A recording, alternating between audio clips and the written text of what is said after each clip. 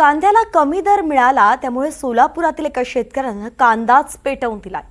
100 पोते कांद्याची फक्त 1400 रुपये पट्टी आली आणि म्हणून संतप्त शेतकऱ्यावरती कांदा पेटवण्याची वेळ आलेली आहे। मोहोळ तालुक्यातील बेगमपूरच्या लखन माने या शेतकऱ्यानं कांद्याला आग लावली आहे। लाखो रुपयांचा खर्च करत साधारण 2 एकर क्षेत्रावरती शेतकऱ्यानं कांद्याची लागवड केली होती, पण कांद्याच्या लागवडीचा खर्चही हाती न आल्यानं शेतकरी संतप्त झाला आणि त्यानं आपलं पीक जाळून दिलं, म्हणजेच कांद्याला आग लावली।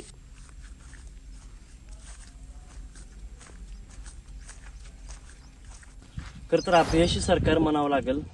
आज शेतकऱ्यांच्या हितासाठी कुठलं सरकार राहिलेलं नाही। आज कांदा काढणीपासून कांदा लागवडीपासून ते काढणीपर्यंतचा खर्च आपण बघितला तर मार्केटला गेल्यानंतर अक्षरशः 100 पोत्याला 1400 रुपये पट्टी यावी इतपत शेतकऱ्याची व्यथा खूप अवघड झालेली आहे।